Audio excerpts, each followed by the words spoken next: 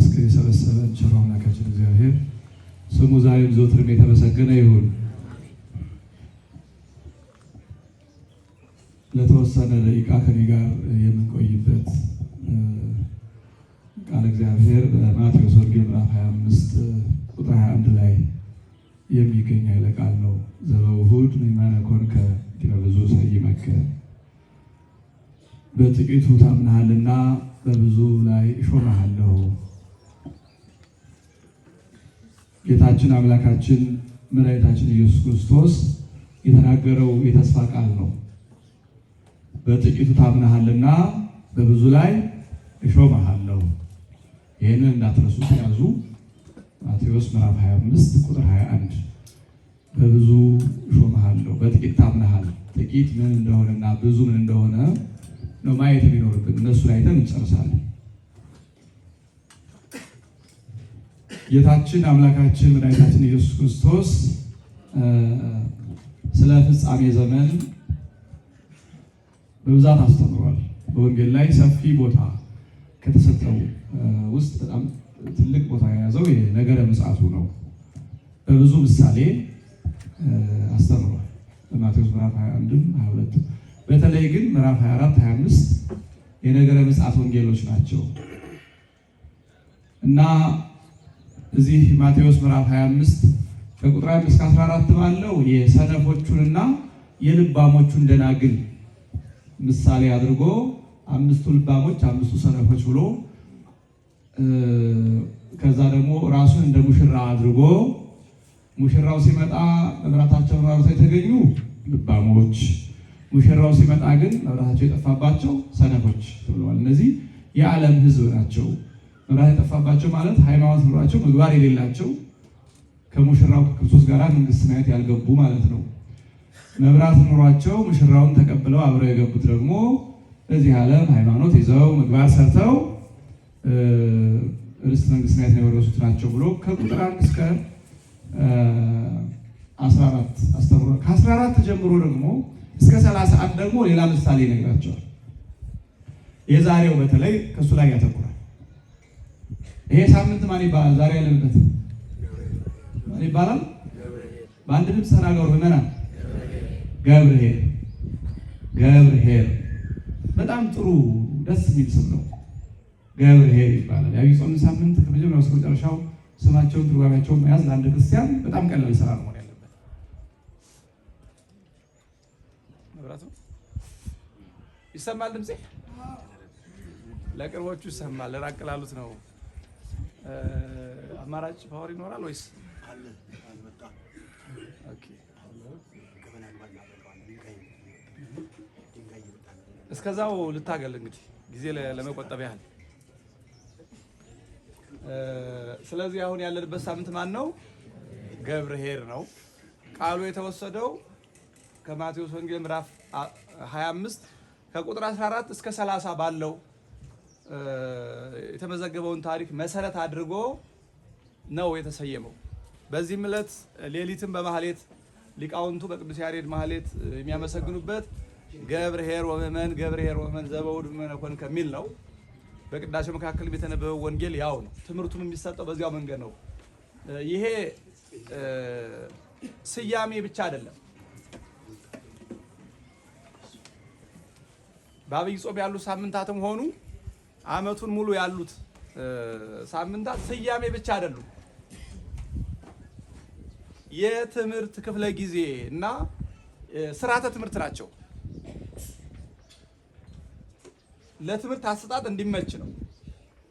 በእያንዳንዱ ሳምንት የሚሰጠው የትምህርተ ወንጌል እንዳይደጋገም እንዲዳረስ በክፍል ተዘጋጅቶ፣ ስለዚህ ለትምህርት ተብሎ የተሰየመ ስያሜ ነው። ዝም ብሎ ተራ ስያሜ አይደለም። አሁን ይሄ ገብርኄር ከዛሬ ጀምሮ እስከሚቀጥለው ቅዳሜ ነው የሚቆየው ለ7 ቀን። በዚህ ጊዜ ውስጥ ገብርኄር ምን እንደሆነ፣ ገብረ ሐካይ ወይም በጎ አገልጋይ ምን እንደሆነ፣ ሰነፍ አገልጋይ ምን እንደሆነ የሚነገርበት ሳምንት ነው። ራሱ ትምህርቱ እሱ ነው። ስለዚህ ክፍለ ጊዜ ነው ማለት ነው። ቤተክርስቲያኗ ወንጌልን የምታስተምርበት ክፍለ ጊዜ ነው። ዓመት እስከ ዓመት ለዓመቱ 365 ቀናት ሁሉ የተሰራ ወንጌል አለ። አንዳንድ ሰዎች ውጭጩን እየዞሩ ቤተክርስቲያን ወንጌል ማታውቁ ይመስላችኋል። በ365 ቀናት ሁሉ ወንጌል ተከፋፍሎ ይነበባል። ለየዕለቱ አለው። እኛ ምን እናንብብ ምናምን እኮ አንልም። ምንም ማህሌትን ብንቆም ቅዳሴ ብንቀድስ ምን በየዕለቱ ምን እንደሚነበብ ተሰርቶ ተዘጋጅቶ ተቀምጧል በቤተክርስቲያን። ስለዚህ ይሄ ገብረኄርም ደብረ ዘይትም ኒቆዲሞስም ሆሳዕናም ብንል የትምህርት ክፍለ ጊዜ ነው፣ ለትምህርት ይመች ዘንድ ነውና ይህም ሳምንት ገብረኄር የተባለው ከዚህ ከወንጌል ትምህርት ተነስተን ነው። ለምንድነው ገብረኄር የተባለበት ምክንያት ምንድነው? ገብረኄር ምንድነው? ደግሞ ገብረ ሐካይም ስላለ ገብረ ሐካይስ ምንድነው? እነሱ ነገሮች ነው የምናየው። ከኋላ ጫፍ ያላችሁ እየሰማችሁ ነው? ዝም ብዬ ነው። መጨረሻ አካባቢ ያላችሁ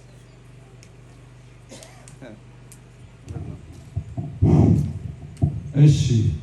ስለዚህ ይሄ የትምህርት ክፍለ ጊዜ ነው የሚለውን ትዝልኛላችሁ። ታዲያ ጌታችን በዚህ ወንጌል ቁጥር 14 ላይ አንድ ምሳሌ ነገራቸው። ምን ብሎ? አንድ ወደ ሩቅ ሀገር የሚሄድ ሰው አስቀድሞ አገልጋዮቹን ጠራ። ወፀውዐ አግብርቲሁ ወወሀቦሙ በመጠነ ይክሉ፣ ለእያንዳንዱ እንደሚችሉት ከገንዘቡ የሚሰሩበትን በጀት ሰጣቸው። ለዘወሀቦ 5 መክሊተ፣ ለአንደኛው 5 መክሊት ሰጠው፣ ለአንደኛው ደግሞ 2 መክሊት ሰጠው፣ ለአንደኛው ደግሞ 1 መክሊት ሰጠው። ምናልባት ግር እንዳይላችሁ 1 መክሊት ማለት 1 ብር ማለት አይደለም።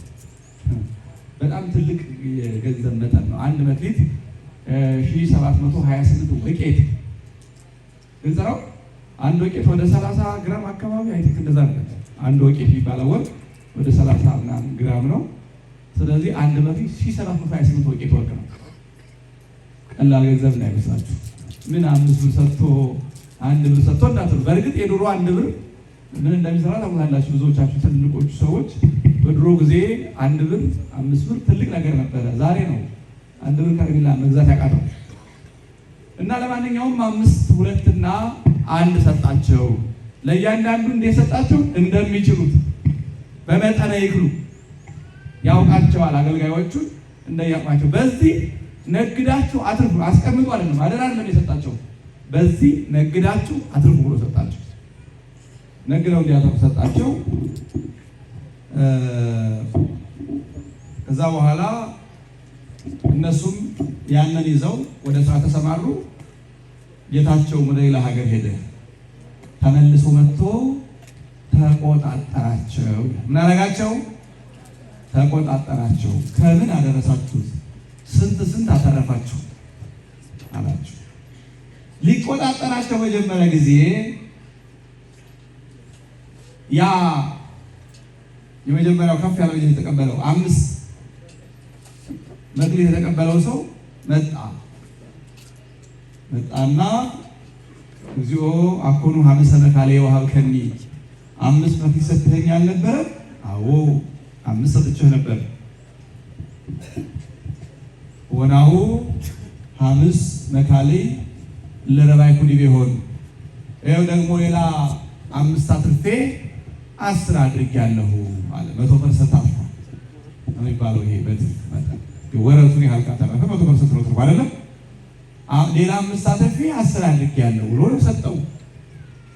ያን ጊዜ ኦ ገብርኄር ወምእመን ዘበውሁድ ምእመነ ኮንከ በብዙ ሰይመከ፣ አንተ በጎ ታማኝ ቅን አገልጋይ በዚህ በጥቂቱ ታምነሃልና በብዙ ላይ ሾመሃለሁ። በውስተ ፍስሐሁ ለእግዚእከ፣ ና ወደ ጌታህ ተድላ ደስታ ግባ አለው። ከዚያ ደግሞ 2 የተቀበለውን መጣና አኮኑ ክልኤተ መካልየ ወሀብከኒ፣ 2 መክሊት ሰጥተኸኝ አልነበረም? አዎ 2 ነው የሰጠው።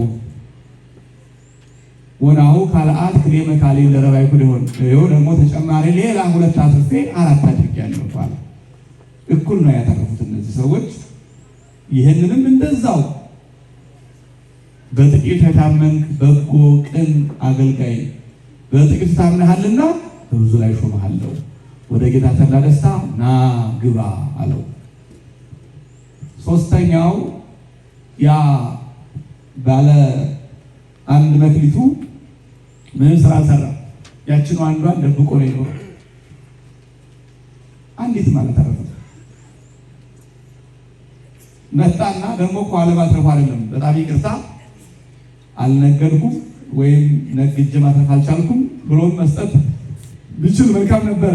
ግን እንደዛ አላደረገም። አእምረከ ከመድሩክ ብእሲ አንተ፣ እኔ አንተ ጨካኝ እንደሆንክ አውቃለሁ። እንዴ እኮ በገዛ አለማትረፉ አንድ ወንጀል ነው።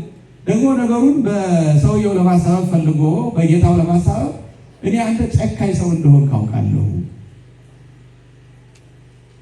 ካልዘራህበት የምታጭድ ካልበተንክበት የምትሰበስብ መሆን ግን ስለማውቅ ማን እንዳጠፋብኝ ወስጄ ቀበርኳት።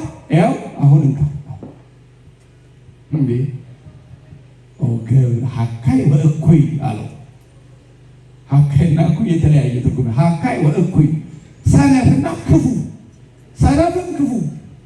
አንተ ሰነፍና ክፉ አገልጋይ፣ እኔ ካልዘራሁበት የማጭድ ካልበተንኩበት የሚሰበስብ መሆኔን ታውቃለህን? መልካም። ታዲያ ይህን ካወቅክ ለምን ገንዘቤን ቀበርክ? ለሌላ ለሚያተርፍ ሰጠው ነበር። ለምን ትያግባይ ከወርቄ ውስጥ ማዕዴ፣ ለምን አልመለስክልኝም? እኔ እኮ ነግዶ ለሚያተርፍ ሰጠው ነበር።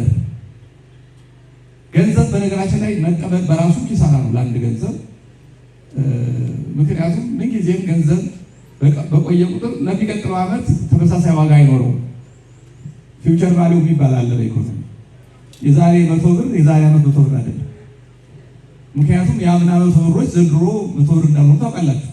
አምና 100 ብር የሚገዛውን ዘንድሮ ይገዛል አይገዛም። ስለዚህ የሚቀንሰው አለ፣ ዲፕሪሺዬሽን ማለት ነው። እና መቀመጥ ኪሳራ ነው ለገንዘብ። ስለዚህ አክስሮታል ሰውየውን። በዛ ላይ ደግሞ ስሙን አጠፋው። ሐካይ ወእኩይ ያለው ሰውየው። ሐካይ ሰነፍ ማለት ነው። ሰነፍ ነህ። ወንድሞችን ሲወጡ ሲነግዱ ሲያተርፉ አንተ ቁጭ አልክ በስንፍና ሳታተርፍ ቀረህ። ደግሞ ክፉ ነህ። መጣ የኔን ስም አጠፋ። እኔ ምን አደረግኩ? ያንን ገንዘብ አንጣ አላልኩ። እንድትነግድ ሰጥቻለሁ። ገንዘቤን ከነትርፉ አንጣ ነው ያልኩ። ሌላ ምን አልኩና ክፉ የምትለኝ? በጥቂቱ ያልታመንክ አለ። በጥቂቱ ያልታመንክ አለ። ክፉ ስም አጥፊና ሰነፍ አገልጋይ። በሉ የእሱን መክሊት ውሰዱና ለዚያ ላለው ስጡታል። ላለው ማለት ለሰራው ማለት ነው። ክርስቲያኖች ቀሙና ለዚያኛው ስጡት። እስመ ለዘዊሁ ወይስክዎ፣ ላለው ይሰጡታል ይጨምሩለታል። ወለነሳ አልቦ እለሂ ቦ ያሃይድዎ፣ ለሌለው ግን ያለውን ይቀሙታል። አሁን ብዙ ሰው ላለው ይጨምርለታል። አሁን አንድ ባለሀብት የሆነ ነገር አገኘ ሲባል ላለው ይጨምርለታል ተብሏል ይላል። ጉዳዩ ሌላ ነው። ይሄን የሚያመጣው ቁንጽል እውቀት ነው። ምን ማለት ነው? ላለው ይጨምርለታል ማለት ባለው ለሚሰራ ማለት ነው። ባለው ለሚሰራ ይጨመርለታል። የሌለው ደግሞ ይወሰድበታል ማለት ባለው የማይሰራው ያችው ያለችው ትወሰድበታለች ማለት ነው እንጂ እግዚአብሔር ሁልጊዜ ድሆችን እንደገፋ ባለጸጎችን እንዳሰፋ ይሆናል ማለት አይደለም። እንደዛ አይደለም። ትርጉሙ ሌላ ነው እና ከዛ በኋላ ምን አለ? ይሄ ብቻ በቃው ጥሩ ነበረ፣ ግን ሌላ ምስጢር ስላለው ለዝንቱ ገብ እስሩ እደዊሁ እገሪሁ፣ ይህንን ክፉ አገልጋይ እጁ ሁሉ አስራቸው ወደ ውጭ ጣሉት። ሀበሃሎ ብካይ ወሐቄስነን፣ ለቅሶ ጥርስ ቁርጥማት ጥርስ ማፋጨት ጨለማ ወዳለበት ጣሉት አላቸው። ይሄ ምሳሌ ነው ክርስቲያኖች፣ ይሄ ምሳሌ ነው። ገንዘብ አበዳሪ ወይም እንዲያተርፉ አዘዘ የተባለው ራሱ ባለቤቱ እግዚአብሔር ነው። እነዚህ እንዲያተርፉ ገንዘብ የተሰጣቸው በሙሉ የተባሉ የዓለም ሕዝቦች ናቸው። ከዓለም ሕዝቦች መካከል ደግሞ ስጦታው እያንዳንዱ ይለያያል። ብዙ የሚሰጠው አለ፣ እንደሚችለው ሰጠው ይላል። የእያንዳንዳችን ሀብታችን፣ ጸጋችን፣ እድላችን፣ የመገልገያ መስመራችን ስለሚለያይ ከዚያ መካከል በጎ የተባሉት በተሰጣቸው ያተረፉ የሚባሉት በጎ ስራ የሰሩት በትእዛዙ በሕጉ ጸንተው የኖሩት ናቸው። ሰነፍ አገልጋይ የተባሉ ደግሞ በተሰጠው ምንም ያልሰራው ነው። እነዚህ የዓለምን ሕዝብ ይወክላሉ። ሩቅ ሀገር ምንድን ነው? ራሱ መክሊት ምንድን ነው? ጊዜ የሚፈልገው ይሄ ነው።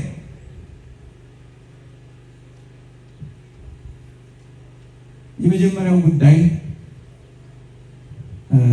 መክሊት ማለት ክርስቲያኖች ሩቅ እንዳትሄዱ የተሰጠንን ይሄ አካላችን ነው። ገንዘብ ውስጥ እንዳትሄዱ። እኔ ገንዘብ የለኝ ይላል ብዙ ሰው ስለ መክሊት ሲነሳ። እኔ ገንዘብ ቢኖረኝ አበላ ጠጣ ነበር ለማለት። እኔ ካህን አይደለሁ፣ ካህን ከሆነ ጠንክሬ ያስተምር ነበር ለማለት ነው። እኔ ስልጣን የለኝ፣ እኔ እውቀት የለኝ። ይሄ ከራስ ፀጉራችን እስከ እግር ጥፍራችን የተሰጠን አካል መክሊት ነው፣ ማትረፊያ ነው። እግዚአብሔር አምላክ እያንዳንዱን አካል ላይ አክል ሰጥቶ ከራስ ፀጉሩ እስከ እግር ጥፍሩ ሰጥቶ በዚሁ ጽድቅ እንዲሰራበት አዟል። ማትረፍ ማለት ይሄ ነው። ወደ ሩቅ ሀገር ሄደ ማለት እለቱን እንደተወለን አይደለም የሚጠይቀን። በፍጻሜ ዘመን መጥቶ በቀኝና በግራ አቁሞ እንደሚመረምረን ለመግለጽ ነው። ሩቅ የሚለው ቆይቶ ስለሚመረምረን ነው። እግዚአብሔር የሚሄድበት ከዚህ ከዛ አይባልም። እግዚአብሔር ከዚህ ሄደ ከዛ መጣ አይባልም። ነገር ግን ሩቅ ሀገር የሄደ ሰው ቆይቶ ዘግይቶ ከርሞ እንደሚመጣ ጌታችን የሚመጣው በፍጻሜ ዘመን ስለሆነ ነው። ስለዚህ እያንዳንዳችን በተሰጠን አካል ምን እንደሰራን፣ የት እንደሄድንበት፣ ምን እንደተናገርንበት፣ ምን እንዳየንበት፣ ምን እንደሰማንበት፣ ምን እንዳሰብንበት እንመረመራለን፣ እንጠናለን፣ ኦዲት እንደረጋለን። ያን ጊዜ በእግራቸው ወደ ቤተክርስቲያን የገሰገሱ ድሆችን ለመርዳት የገሰገሱ ድውያንን ለመጠየቅ የገሰገሱ እስረኞችን ለመጠየቅ የገሰገሱ በጎ ለማድረግ የገሰገሱ ሰዎች እግሬን ሰጥታኝ ነበረ እዚህ ቦታ ሄጄበታለሁ ብሎ ያበረክታሉ ለጌታቸው። ያን ጊዜ ምን ይባላሉ? ገብርኄር ወምእመን። በዚህ በኃላፊው ጊዜ በኃላፊው ዓለም በፈራስ በሽባሽ ሰውነትህ በጎ ስራ ሰርተሃልና ዘላለማዊ ክብር እንሰጥሃለሁ ተብሎ ይሾማሉ። የሰሩት በእጅ ምን ሰርተህበታል እንባላለን። ዝም ብሎ የተሰራ ነገር ወጥተን ወርደን ለፍተን ሰርተን ራሳችንን ቤተሰባችንን ደግፈን ነዳያንን ቤተ እግዚአብሔርን እንረዳበት ነው እንጂ እንደው ዝም ብሎ የራስ መብለያ መጉረሻ ብቻ አለ ማጉረሻ ጭምር ነው። እግዚአብሔር እያንዳንዳችንን ይጠይቀናል። በዚህ እጆች ምን ሰራህባቸው ተብሎ እንግዲህ ክርስቲያኖች ይሄን ጊዜ ነው እጃችን መመርመር፣ በእጃችን ምን እንደሰራ ማጥናት ይሄን ጊዜ አሁን ነው። ያኔ በደሞዝ ቀን ምንም ዋጋ የለውም። ምንድን ነው እጃችንን የምንሰራበት?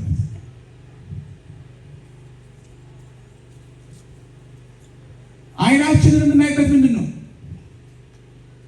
እግዚአብሔር ይጠይቃል። አለ ነገር እንዲህ አድርጎ አካልን አከናውኖ አልሰራም። የሚፈልገው ትርፍ አለ።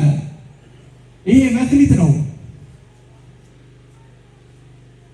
በጎ ነገር ልናይበት ከመጥፎ ነገር ልንከለክለው ይጹም አይን ስለተባለ ማየት የሌለብንን ሳናይ ማየት ያለብንን ደግሞ ነቅተን ተመልክተን ልናተርፍበት ነው። እያንዳንዱ መላ ሕዋሳቶቻችን በሙሉ መክሊት ናቸው። እነዛን ሶስት ሰዎች ብቻ አሻግራችሁ እንዳተ ሁላችን እዚህ ያለነው በሙሉ መክሊት የተቀበሉ ሰዎች ነን። ከኛ መካከል በአካሉ የሚያተርፋለ፣ በአካሉ የሚያከስራለ።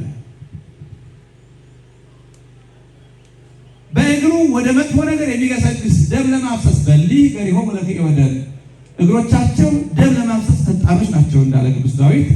ደም ለማፍሰስ የሚቅበዘበዝ ለዝርፊያ፣ ለኃጢአት፣ ለዝሙት የሚገሰግስበት መክሊቱን እንደቀበረው ክፉና ጨካኝ አገልጋይ ነው።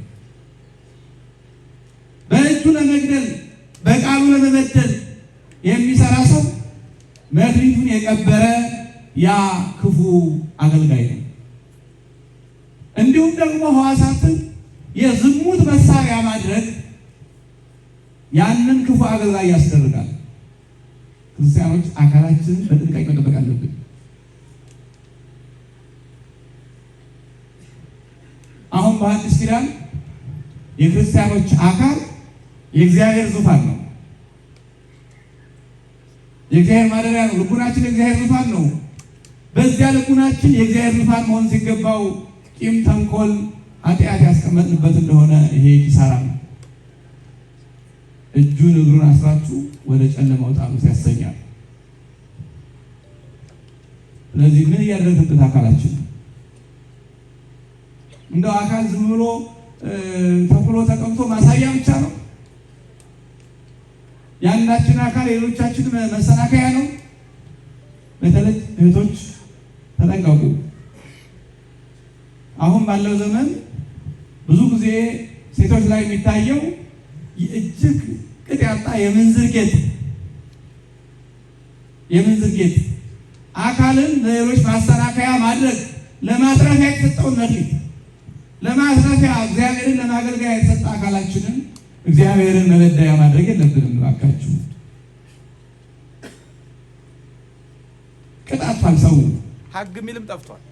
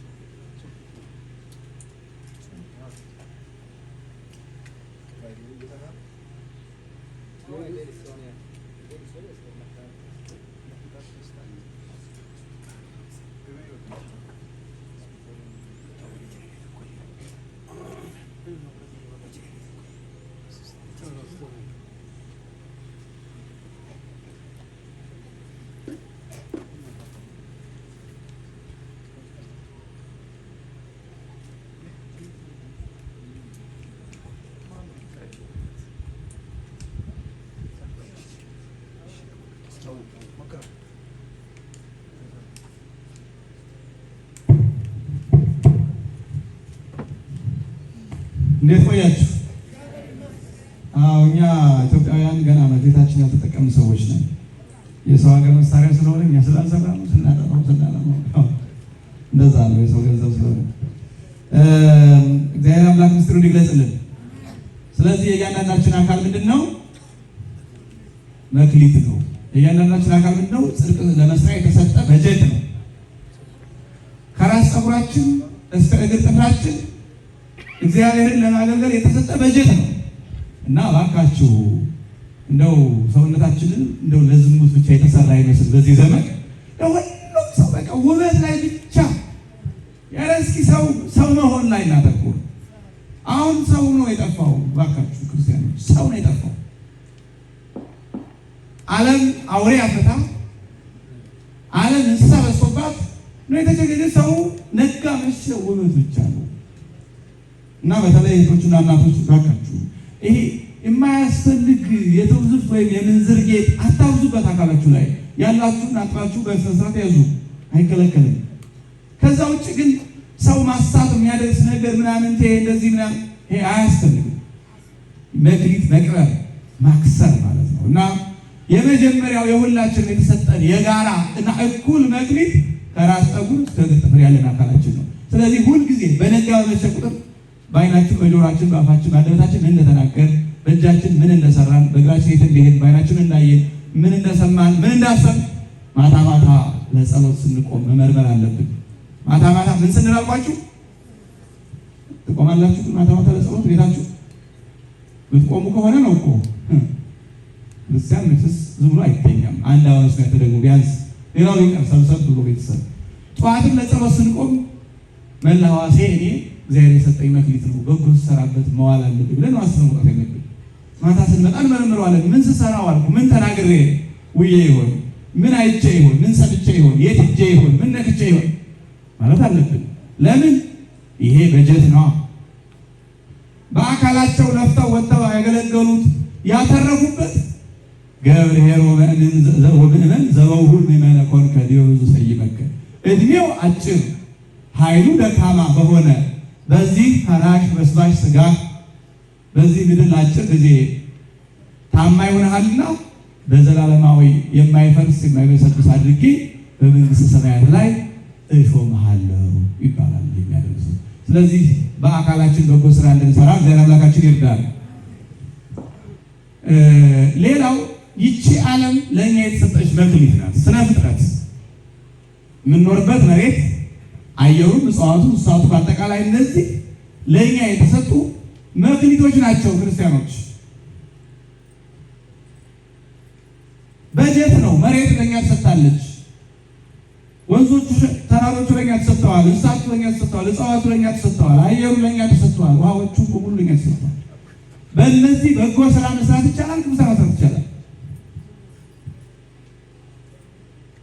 አርሰን ቆፍረን አምርተን በልተን አምልተን ድሆችን ረድተን የኖርን እንደሆነ የተሰጠንን የምንመገበውን ተመግበን እግዚአብሔርን የምናደንቅበትን ደግሞ እግዚአብሔር እናደንቅበት። ምክንያቱም ስነ ፍጥረት ሁሉ አይበላም።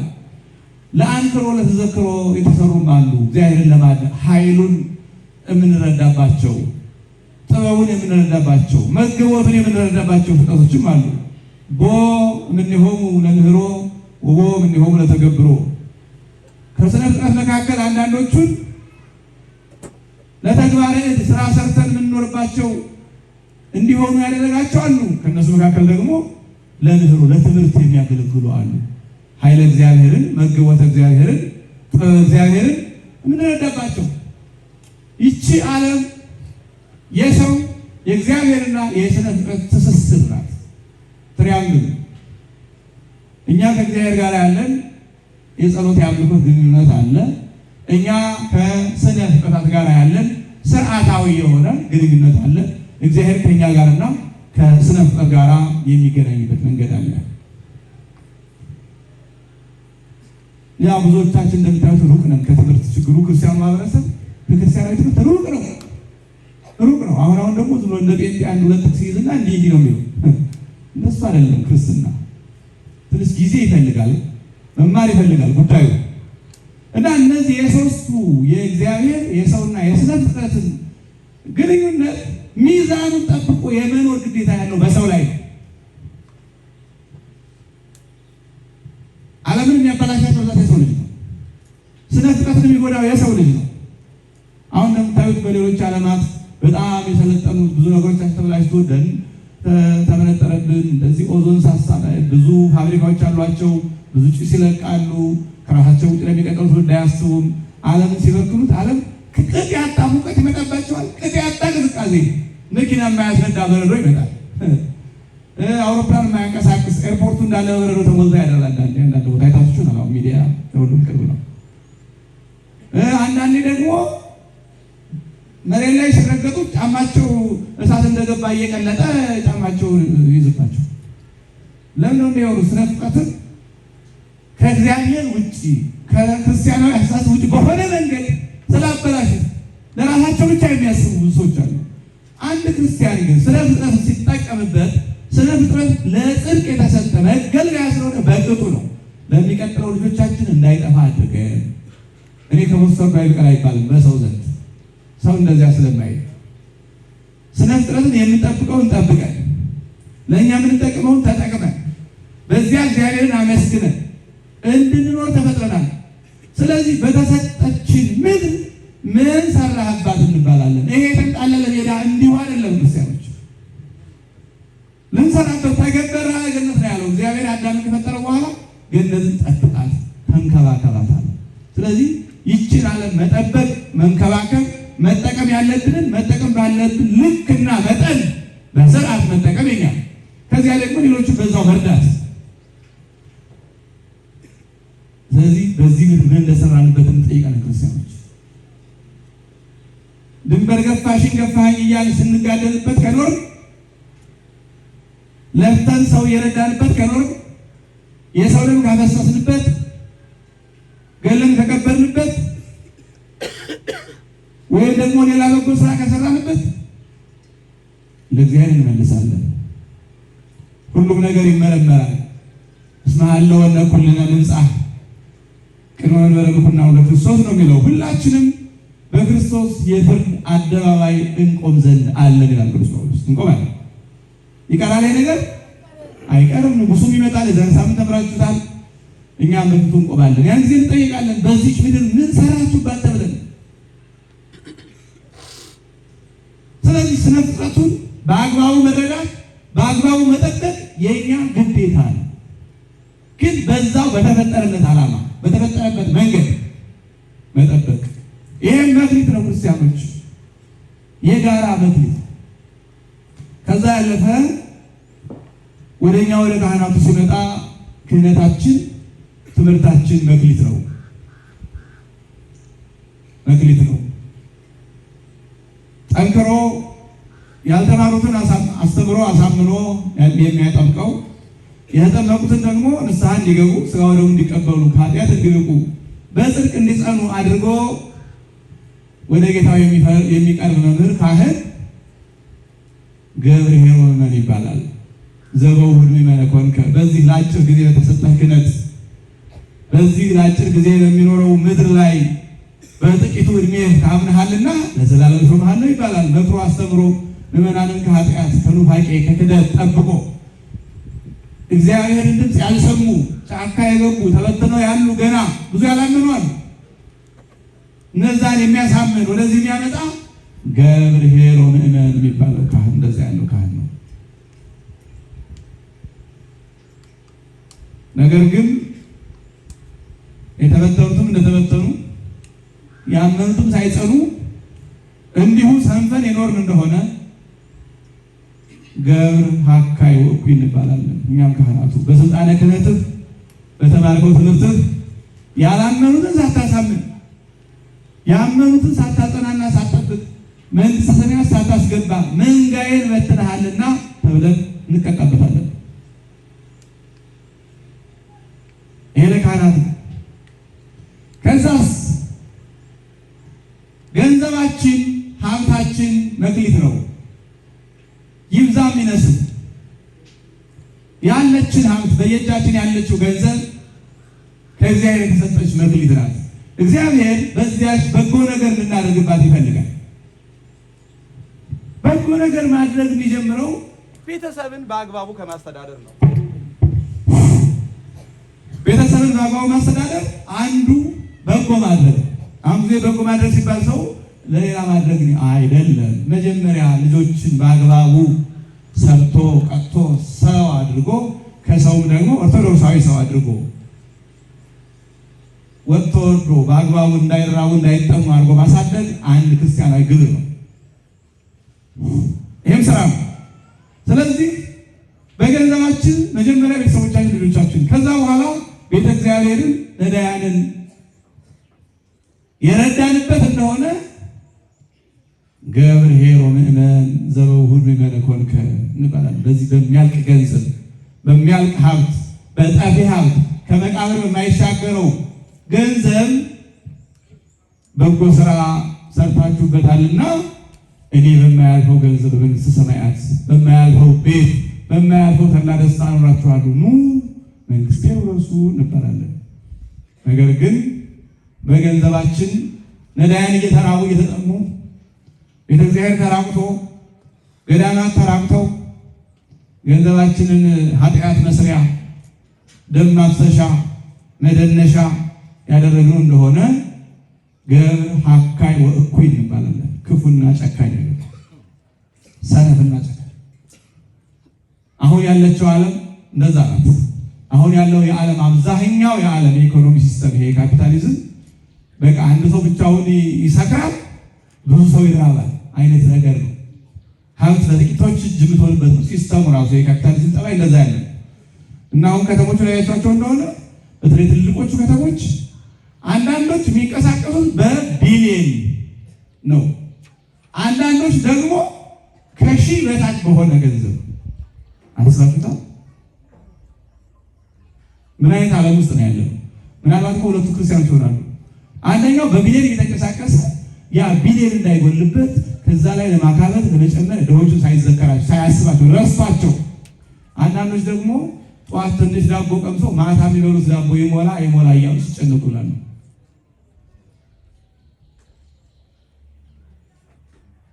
ታዲያ ያ ባለ ሀብት የእነዚህ ድሆች ረዳት አሳላፊ ታላቅ ወንድም ነበረ። የሚያስተምረው እያጣ ነው። የኛ የካህናቱ ጉድለት ነው በብዛት ይዞ ቁጭ አድርጎ ማስተማር ይጠበቅብናል። ካህናት አባቶች፣ ባለሀብቶቻችን ሀብታቸውን እንዴት መዋል እንዳለባቸው ኦርቶዶክሳውያን እንዲሰሩ እንዲበረቱ በሀብት እንዲበለጸጉ በጣም መልካም ነው፣ እናስተምራለን ጠንከር። ግን በሀብታቸው ጽድቅ እንዲሰሩበታል እንጂ አንድ ሰው የ10 ብር ዳቦ በልቶ መዋል ተቸግሮ 4-5 ብር 100,000 ብር ማታ ማጥፋት ይሄ እኮ በደል ወንጀል ኃጢአት እኮ እንደ ኢትዮጵያ ላለችው ሀገር ወንጀል ነው። 10 ብር ዳቦ አጥቶ የሚቸገር ሰው ባለበት ሀገር ለአንድ ራት 2-3 ብር 100,000 ብር በልቶ ማለት ይሄ ወንጀል ፍጹም ወንጀል ነው። ነገራችን ህግ ቢገኝ ነው ማለት ነው። በቤተክርስቲያን ፍጹም ኃጢአት ነው። ስለዚህ ገንዘባችን መክሊት ነው። እግዚአብሔር ይጠይቀናል። በገንዘባችን እንዳደረግንበት ጠንክሮ መስራት ያስፈልጋል። ኦርቶዶክሳዊ ሰው አይሰንፍም የሚባለው መስነፍ ራሱ ኃጢአት ነው። ኦርቶዶክሳዊ ጠንክሮ ለመስራት አይ በቃ እኔ ቤት አለኝ መኪና አለኝ በቃኝ አይባልም። ወይ ተበል ሆነ ይላል ሲራክ። በቃኝ አትበል።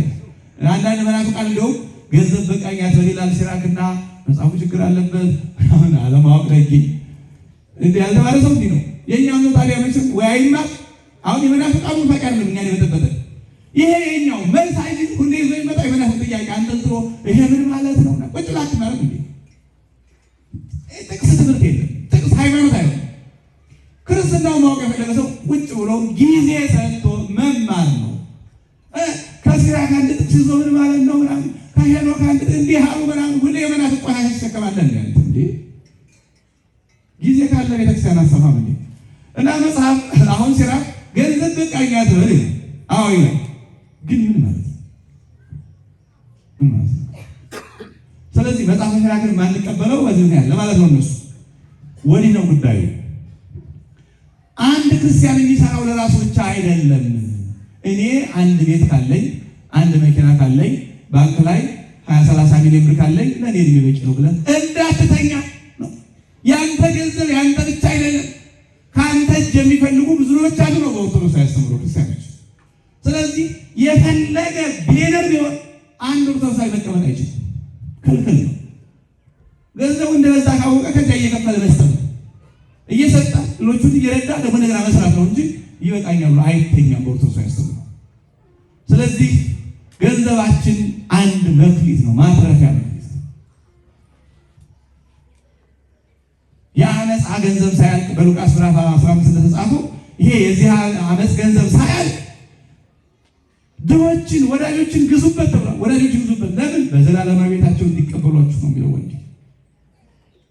ዛሬ እጅግር የሌላቸው እጅግራቸው የተቆረጠ አይናቸው የፈረጠ እኛ አልተን አልብሰን አስጠግተን ረተን ያኖራቸው እንደሆነ በዚህ ምድር ላይ እጅ የላቸው ምንላቸው እላንቱ አይዳወ ድኩማን ሐንጻ አብያተ ላልቁ እና የተቆረጡ እጆች በዚህ ምድር ላይ ተቆርጠው ስንላቸው በሰማይ ቤት ሰርተው ይጠብቁናል። በየትኛው እጃቸው በየትኛው እግራቸው ሰርተው ይጠብቁናል። ግን እኮ በሰማይ ያ ቤቱን የሚሰራላቸው ራሱ እግዚአብሔር ነው። እነሱ መለታችን እነሱም በዕለተ ትንሣኤ ሲነሱ እጁ የተቆረጠ አይኑ የተቆረጠ የሚባል የለም። በትንሣኤ ሁሉም ሰው የተሟላው ነው የሚነሳው። ስለዚህ ገንዘባችን መክሊት ነው ክርስቲያኖች። ከዛስ እውቀትን መክሊት ነው። እግዚአብሔር እውቀት ዝም ብሎ አይሰጥም።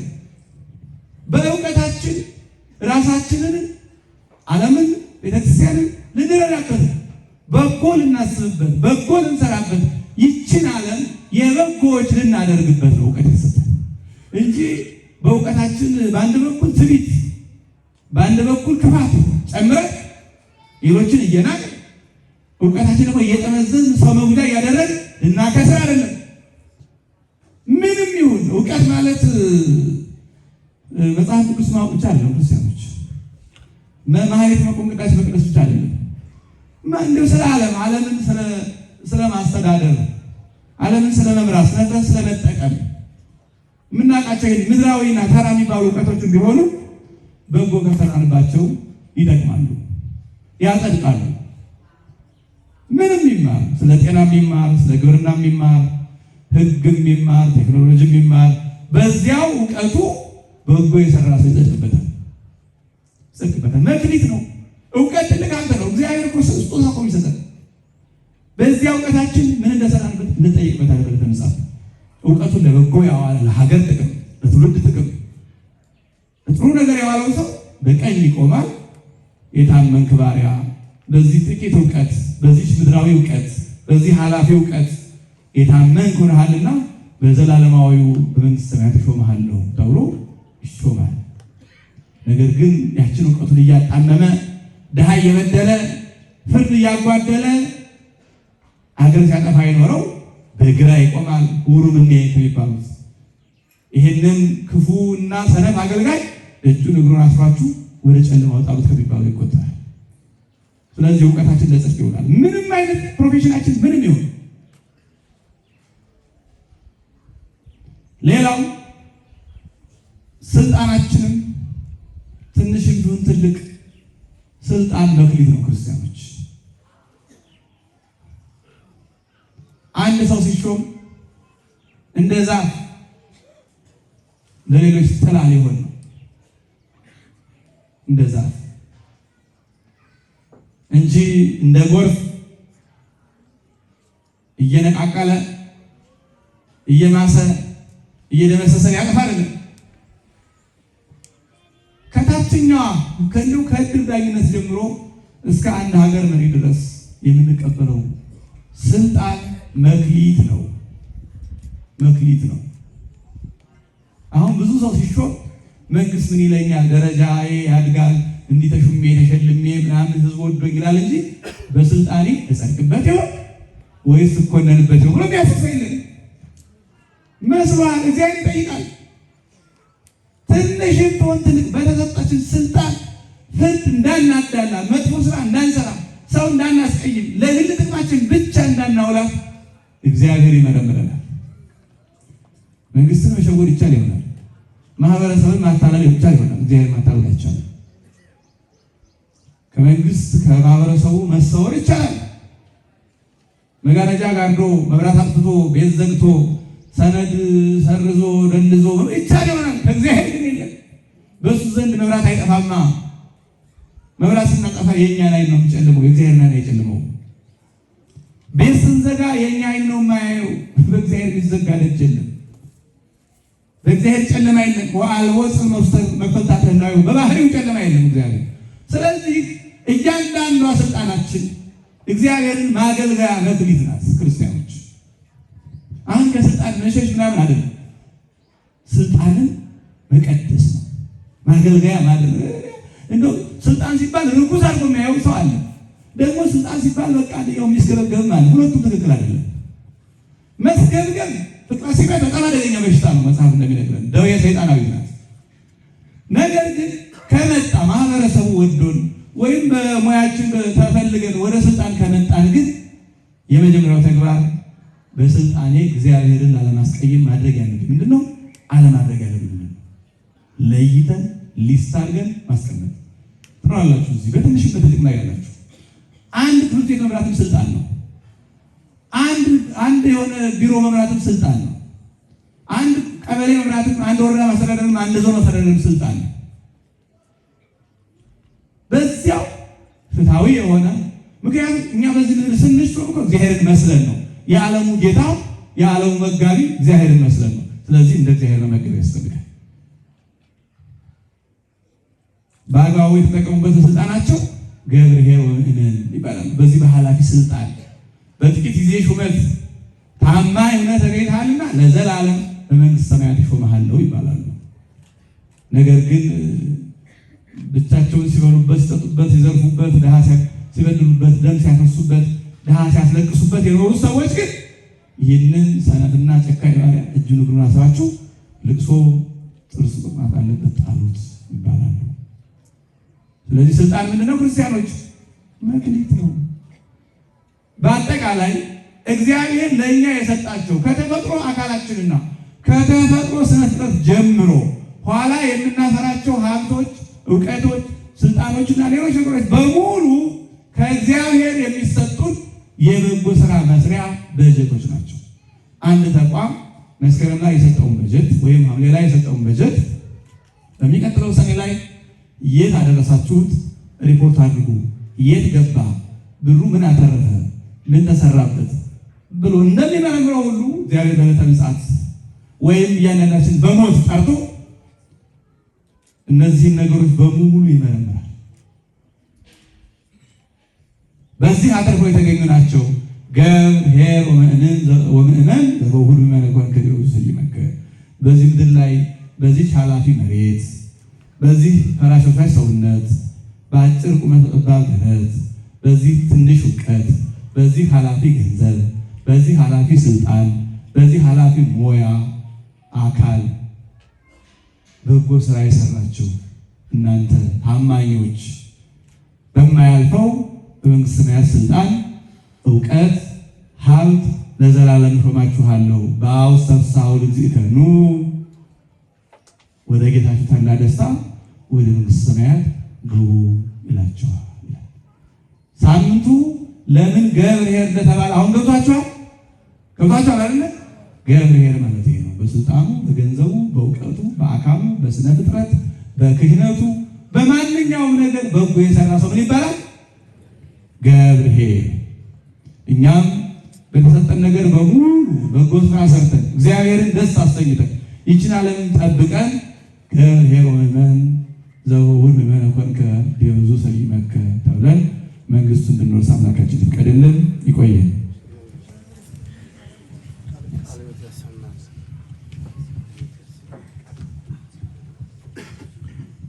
እሺ በመምህራችን አብሮ